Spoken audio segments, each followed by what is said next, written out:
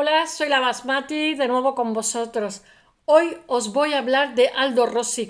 Es el Pritzker 1990. Ya lo he hecho, ya he hablado de él, pero un arquitecto de esta categoría, puedo hablar muchísimo de él porque es simplemente excepcional. Él cambia la arquitectura de la segunda mitad del siglo XX, tiene una repercusión tremenda. Es un señor que escribe, que sabe de filosofía, que tiene sensibilidad, que escribe guiones, que hace dibujos, no sé, hace de todo, pero además él es un heterodoxo, está intentando buscar una vía, una alternativa a lo que es la modernidad, porque resulta que la modernidad, el concepto de la modernidad, de la ilusión de futuro, de los arquitectos que crean las ciudades, pues ya en ese momento no funciona. Este señor ha nacido en 1931, es profesor de Renkulhas y dice Renkulhas que le influye muchísimo. Entonces me tienta bautizarlo con la memoria colectiva de las ciudades. Él dice que las ciudades se pueden controlar, pero que se pueden modificar, pero sí cambiarlas. Es muy cuidadoso. Él tiene toda. Yo podría hablar de esto porque conozco esta terminología, el tipo, cómo es la tendencia, el locus del que habla. Siempre me acuerdo del locus amuneus o el genius locus, no sé. Él tiene muchísima influencia. Bueno, él habla de Palladio, él rescata a Boulez y también a Los, que os he hablado también de él aquí. Bueno, tengo frases de él, dice, la ciudad se puede controlar, pero no se debería modificar, que me ha parecido preciosa. Tengo varias frases de él. Y no sé si titularlo El poeta arquitecto, que queda así un poco cursi, o La reivindicación de la memoria colectiva en la ciudad, Aldo Rossi, no lo sé, me lo pensaré. Bueno, es decir, en estos momentos en el Maxi hay un museo en Roma que se llama el Maxi, que lo hizo Zaha Hadid, que es preciosísimo. Bueno, pues en estos momentos hay una exposición que se inauguró en el mes de marzo y está hasta octubre y ha venido, hay 800 dibujos, era un dibujante maravilloso, hay que eran como utopía lo que dibujaba. Él quería ser director de cine, pero por lo visto después cambió de opinión, pero hace, que ahora lo nombraré, un teatro locomondo para Venecia, y lo hace, es un teatro que está en el mar, suspendido en el mar, y tiene para 200 grados, 200 espectadores. Él dice que eso ya se hacía en el siglo XVI y tuvo un éxito, lo hizo para la Bienal de Venecia, o sea, para poder ver obras de teatro en mitad del mar. Es maravilloso, se lastra, o sea, se construye y después se arrastra y se deja en un sitio, que es lo que hicieron, en un muelle. Qué cosa os cuento tan caótica. ¡Oh! En estos momentos, lo que estaba diciendo, en el Maxi de Roma hay una retrospectiva hasta octubre. Quien viaja a Roma la puede ver. El marco es incomparable. Y entonces han venido archivos de Alemania, porque construyó en Berlín, hizo cosas, la restauración de la unificación alemana, que ya sabéis que fueron lo más granado de todos los arquitectos. Hicieron proyectos en Berlín, que allí es donde hace una comunidad de vecinos y hace una columna que es muy característica suya. Han venido de todos sitios porque él llega un momento, hay como una segunda parte dentro de su creación, en la cual él ya es famosísimo. Entonces salta a Estados Unidos, América, Canadá, etcétera. Entonces han venido maquetas, proyectos, yo qué sé, libros azules, azuros, en los cuales él llevaba como una especie de diario donde están pintadas y dibujadas cosas, también hace poemas, en fin, bueno, que sepáis que eso está ahora mismo en Roma y con un grandísimo éxito. Ya se le hizo hace más. Él muere, se me olvidó deciros que muere de un accidente de automóvil. Él ya había tenido un accidente grave de automóvil con anterioridad, creo que en el año 72. Ahora os hablaré de él. Y tiene que estar tanto tiempo postrado en un hospital por lo gravísimas lesiones que tiene, que empieza a pensar en la muerte. Porque él estaba ya en pleno éxito. Claro, llevaba una vida loca, todo el día arriba de un coche y se pega un testarazo y después se pega otro y se muere, ¿no? Y entonces él empieza a pensar en la muerte. Entonces se presenta uno de sus proyectos más famosos, ahora lo contaré, es un cementerio que hace que es como un edificio, es preciosísimo, recuerda un poco a Quirino, el artista, o sea, él solo hace un cementerio que es un edificio y es una preciosidad. Módena, ahora os lo cuento, he elegido 4 o 5 proyectos suyos que son como muy, muy emblemáticos de lo que es su trayectoria profesional. Bueno, ahora lo cuento. Bueno, hay una evolución artística, como he dicho antes, entre la obsesión por las formalidades y recurrentes y la curiosidad por un mundo que está en ebullición.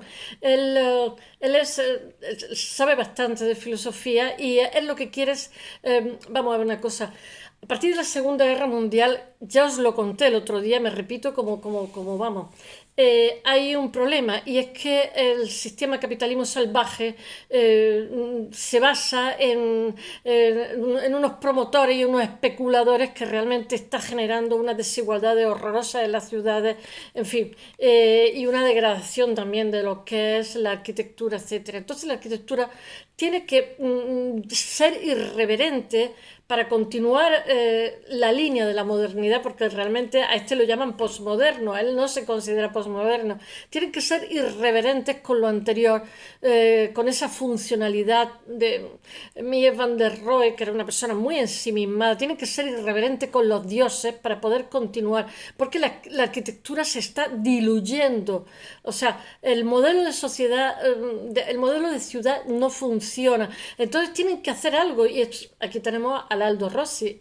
Pero en ese momento hay una preocupación, ahora os lo contaré, están los Archigram, están toda una serie, está como os conté, Robert Venturi, su mujer, Scott, o sea, hay una serie de arquitectos en todo el mundo que están intentando cambiar las cosas, porque si se sigue repitiendo hasta el infinito los modelos que se heredan, al final esclerotizan, que es lo que está pasando. Y entonces, aparte de que es que esta generación que de después de la Segunda Guerra Mundial tienen una sensibilidad distinta y lo que están es demandando un lugar al sol.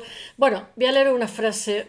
Dice, para la mala arquitectura no, no hay justificación ideológica como lo hay para un puente que se hunde, como no la hay para un puente que se hunde. Bueno, en la mitad del siglo XX, como he dicho, hay una búsqueda arquitectónica de posguerra que realmente se esfuerza por alcanzar unas propuestas alternativas de la modernidad. En realidad ellos, rompiendo, me acuerdo de Il Gato Pardo, que había que es una frase muy famosa que se ha quedado, porque resulta que eran los caciques de la ciudad, ¿no? Sicilia, Sicilia, del siglo XIX. Entonces, hay una revolución contra los caciques. Y entonces resulta que el que hace la revolución, el que la encabeza, es el sobrino.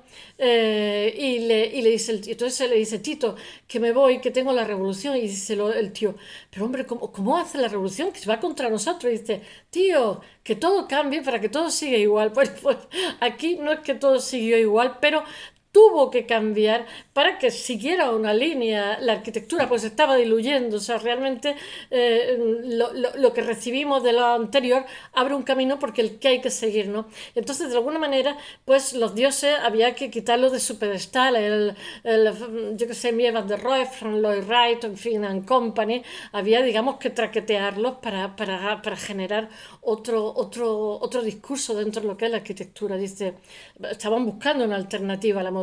Dice una frase, dice, bueno, siempre he afirmado que los lugares son más fuertes que las personas, el escenario más que el acontecimiento. Esa posibilidad de permanencia es lo único que hace el paisaje o las cosas construidas superiores a las personas. Qué bonito. Bueno, Robert Venturi, Denise Scott Brown, como os conté el otro día, Charles Moore, Robert Steen, impulsan una sintonía con el capitalismo, o sea, en sintonía con el capitalismo consumista. Hay una vuelta a la representatividad, ¿cómo se llama? Al simbolismo, que están luchando contra la herencia brutal que cada vez va más. Ellos no es que quieren luchar contra el diseño, vamos a ver, no es que quieren poner la columna aquí o allá, porque por ejemplo nuestro Rossi dice estaba una vez pues dando clase, ¿no? Y estaba mostrando en el Ticino, la casa típica del Ticino, que es una zona de Suiza, ¿no? Que hablan italiano. Ya sabéis que en Suiza se hablan varios idiomas, el alemán, el francés y otro más que no sé cómo se llama, ¿no? Y entonces decía que, bueno, ya sabéis que como el idioma construye la conciencia de las personas, que los resultados también son diferentes, ¿no? Y en otra ocasión, es que estaba leyendo un artículo, decía del artículo, que estaba explicando en Galicia, él visita mucho España y tiene un proyecto en la ciudad del mar, en Galicia, me parece que en Santiago de Compostela, bueno, no sé, en una de las provincias gallegas, no me acuerdo cuál. Y no sé lo que estaba diciendo. Ah, sí, estaba explicando porque él es profesor bueno, pues en muchísimos sitios, en Estados Unidos, en Milán, bueno, digamos fijo está en Milán, pero digamos es profesor visitante en muchas universidades europeas y norteamericanas. Y resulta que en Galicia él estaba explicando las casas de piedra tan bonitas que hay en Galicia y decía que era el reflejo de una sociedad resistente y luchadora, ese tipo de construcción. Es para que os deis una idea de cómo él defiende esas tradiciones, ¿no? Y entonces él también es muy partidario de, ay, que es allí, él es también muy partidario de, como he dicho, que eso también lo he oído de Álvaro Siza, que por cierto le pregunta que cuál es la ciudad más bonita de Portugal y dice que Santiago de Compostela. Como Álvaro Siza de decir, bueno, que las viviendas pues, nos faltan espacios porque cada vez somos más y tenemos menos recursos y que, por ejemplo, ¿por qué no ¿cómo se llama? Un convento no puede ser, digamos, remodelado para que sea una casa de vecinos? ¿Por qué no? La arquitectura, digamos, cambia conforme pasa el tiempo. Entonces es lo que dice él, que no hay que, digamos, abatirla ni eliminarla, pero sí buscarle otras funciones. Bueno, ellos no quieren, este grupo de arquitectos sensibles no quieren cambiar el diseño, sino para su... Bueno, en Inglaterra está la obra teórica de Bahan, el constitucionalismo de los Edmondson y los esquemas ilusorios de los Archigram, que ya os he hablado de ellos y que eran graciosísimos, que buscan un modo en cada zona, digamos, hay las mismas inquietudes porque en la misma época están, digamos, reconstruyendo sociedades, están buscando un lugar al sol todo el mundo. Y entonces lo que buscan es buscan un lenguaje tecnológico, en el caso inglés, contundente, no me salía la palabra, que después con el tiempo lo que se traduce en la obra de Norman Foster y de Rogers, que era su socio, que después se separaron a los 4 años, pero que ambos tienen unas trayectorias maravillosas. En Italia, en medio de ese contexto y esa sensibilidad, pues que tienen un movimiento neoliberty, pues aquí tenemos nuestro Aldo Rossi, que es el que viene a hacer un cambiazo. Bueno, os voy a decir una cosa, Aldo Rossi escribe un libro que hay un antes y un después en la arquitectura de la época. Es quizás el arquitecto más influyente de los 60, con diferencia. Es, digamos, su forma de percibir la realidad y es un teórico también que hace que se ponga de moda, porque de alguna forma se ha criticado, en la actualidad se critica a la posmodernidad como si fuera algo arbitrario y, ¿cómo diría yo? Y superficial, y para nada tiene que ver con eso. Ello lo que pasa es que ellos reivindican también lo histórico, porque la modernidad, digamos, se carga el historicismo. La verdad es que con anterioridad estaban un poco saturados de historicismo. Es que me pica la nariz cuando empiezo a hacer esto. Bueno, es uno de los principales exponentes del movimiento postmoderno, a pesar de que él rechaza, y realmente él es un clásico ortodoxo de la arquitectura de hoy y es uno de los grandes renovadores ideológicos. Ya os digo que hay un antes y un después totalmente es que no me acuerdo cómo se llama el libro, el no sé qué de la ciudad, que es un libro que se convierte como en una especie de Biblia. Todo el mundo copia a Rossi, tiene seguidores por todos los lugares del mundo, se hace increíblemente famoso. Él es también un grandísimo diseñador, me he dado cuenta cuando he estado viendo los objetos que él diseña, que tengo un montón de cosas suyas, tengo una cafetera de Aldo Rossi, etcétera, en casa. Y bueno, él tiene, yo qué sé, él profesa como mucho, le gusta mucho la geometría y bueno, él también influye muchísimo en el concepto de urbanismo de la segunda mitad del siglo, bueno, la arquitectura en el urbanismo de la segunda mitad del siglo XIX, hoy del siglo XX, perdón, porque él dice que las ciudades se han de repensar. Bueno, he elegido varios proyectos, me parece que cuatro o cinco, tiene proyectos maravillosos, ¿no? Está el Teatro Mundo, que lo hace en Venecia para una Bienal de Venecia, me parece que es del año 80, no sé, porque la fecha no me acuerdo de todo. Después está el edificio de Vivendi que hace en Berlín, que no sé cómo se llama, Friedrichstraße. Después está el cementerio de cuando tiene un accidente. Él muere a los 66 años prematuramente porque tiene un accidente grave, pero resulta que su salud estaba muy maltrecha del anterior accidente. Entonces, seguramente las lesiones que a otra persona no le hubieran costado la vida, a él le cuesta la vida. A los 10 días muere. Bueno, después está el cementerio que hace en Módena y después me parece que tiene ¿cómo se llama? La rehabilitación de dos teatros, uno de ellos en Milán, que es la Fenice, y el otro es Felice.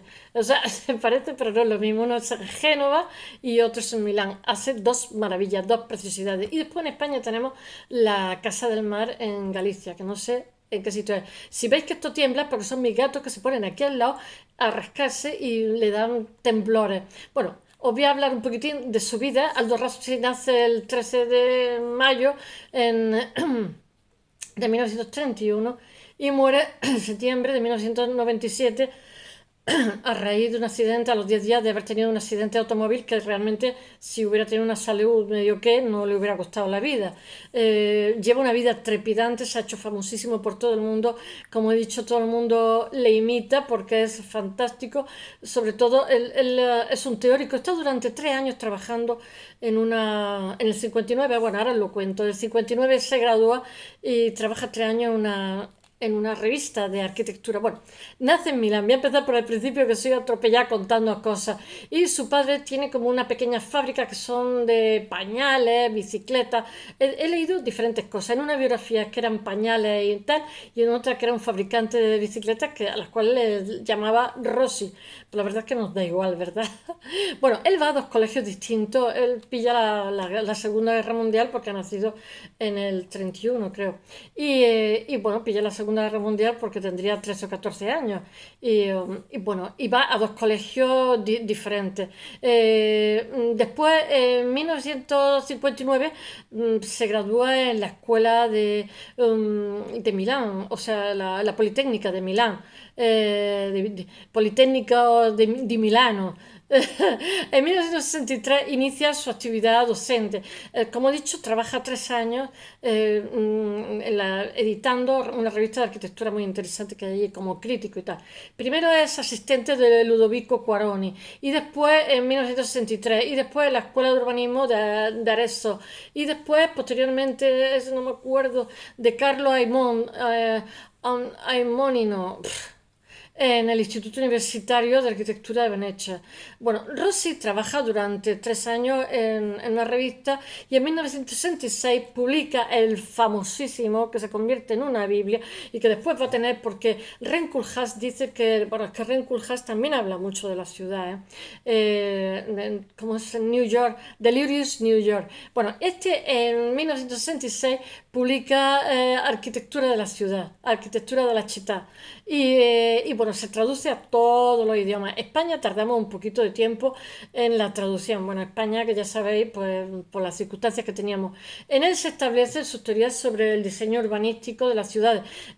¿Sabéis que hay una época entre mitad de los 60 y hasta los 85? Es una época aciaga para la arquitectura. Y bueno, y aquí tenemos, ellos lo saben también los arquitectos, se está diluyendo. Y entonces lo que se está diluyendo el modelo de alguna forma y lo que están es luchando por encontrar una fórmula nueva que le permita a todo funcionar. Bueno, Rossi se interesa inicialmente por el cine, él tenía vocación de cineasta, pero al final se dedica a la arquitectura. No obstante, es que mirar, no os hablo del libro porque me puedo pasar todo el día hablando del libro. Ya os he dicho los conceptos que tienen de tejido de la ciudad, no me acuerdo cómo era. Bueno, trama, tejido, tipo, etcétera. Son una cantidad, me lo he estado leyendo, me ha parecido interesantísima, pero es que realmente es una concepción teórica de un modelo que cambia la arquitectura totalmente, pero es complicado para hacer un semblante de su personalidad. Aquí, bueno, en todos sus diseños están presentes de alguna forma los rasgos de los decorados teatrales. Él tiene auténtica fijación, de hecho, escribe guiones también, y toda su vida tiene un ramalazo del teatro. Él realiza proyectos destinados al teatro y a la ópera. En 1979, para la Bienal de Venecia, como he dicho, diseña un teatro flotante que se llama el Teatro del Mundo, con capacidad para 250 butacas, espectadores que están sentados en mitad del mar, alrededor del escenario. Es una preciosidad, pero él dice, no es nada nuevo, esto se hacía en el siglo XVI ya. Dice que se construía como los astilleros y luego se arrastraba hasta determinados puntos. Bueno, más fresquito que eso, imposible. Diseña también el edificio de la Ópera Nacional de Génova, esa es la Felice, y Fenice es la de Venecia. Y bueno, su primera obra en América es también un teatro, que es Lighthouse Theatre, situado junto al lago Ontario, en Canadá. En 1971, Rossi sufre un accidente, como he dicho, un accidente que tiene que estar tanto tiempo en cama y haciendo rehabilitación que le hace pensar en la muerte, un accidente de automóvil, después el segundo accidente grave ya lo mata, cuyas consecuencias le obligan a estar en el hospital tiempo, y en esa época cambia su idea de la vida. Él dice que las ciudades son para los vivos y los cementerios para los muertos, pero que hay que planificarlos también. Y entonces surge de ahí la idea de lo que va a ser su cementerio, que se ha hecho famosísimo a nivel mundial porque es una idea maravillosa. Se presenta al concurso y lo gana. Bueno, es de Módena. Gana el concurso para el cementerio de San Cataldo, me parece que se llama, o sí, San Cataldo de Módena. De la misma época es el primer complejo de vivienda diseñado para el barrio de las periferias de Milán, que también lo hace famoso porque es muy bonito, denominado Galarates. Es que en Turquía hay un sitio donde yo iba siempre que se llama Galatasaray y este se llama Galarates. Y digo yo, bueno, no sé, no sé. Es que Galatasaray tiene que ver, los turcos tienen mucho que ver con Grecia, ¿no? Y tienen muchas raíces, aunque su idioma tiene más que ver con el finés y tal, tiene lo mismo que nosotros tenemos un 25% de préstamos del árabe, ellos tienen muchísimos préstamos del griego, porque, en fin, sus fronteras muchas veces no han estado claras a lo largo de la historia. Ellos han sido durante 1700 años imperios. Ay, madre mía, que os voy a contar Turquía. Bueno, se trata de dos edificios iguales, este proyecto que os he contado, que pueden separados por un espacio estrecho, y es realmente el encanto de esto es que este proyecto consiste en que los dos edificios pueden repetirse varias veces sin que por ello el conjunto pierda atractivo. A partir de entonces hacen numerosos proyectos residenciales, tanto viviendas y hoteles como casas individuales a lo largo de su carrera. Rossi realiza numerosos proyectos en Estados Unidos, como he dicho, cuando se hacen famosos, los americanos lo repescan, tiran de él para Estados Unidos. Y uno de los primeros es una casa unifamiliar que no sé cómo se llama, Mount Pocono, en Pensilvania, es también súper emblemática. Y en Galveston, Texas, hace como un arco monumental de la ciudad. Y bueno, y en Coral Gables, Florida, recibe el encargo de proyectar una nueva escuela de arquitectura. En fin, en 1990, Rossi recibe el Pritzker, como os he dicho, que de hecho se trata, en realidad tendría... Los Pritzker dicen que él es un arquitecto poeta. Me gusta mucho. Es bonito, es un poco curso, pero es muy bonito. Pues la verdad es que sí, porque era diseñador, era escritor, después escribe más libros y son también muy aclamados. Y él realmente no se limita al campo de la arquitectura, sino también es diseñador teórico, profesor, autor, es profesor de la Escuela Politécnica, yo que sé, de Milán. Ahí donde está fijo, pero después va mucho en el Instituto Universitario de Arquitectura de Venecia, la Escuela Técnica Superior de Zúrich y en la Escuela de la Cooper Union, que es de Nueva York. Espero que os haya gustado. Mañana volveremos con un artista. Hasta mañana.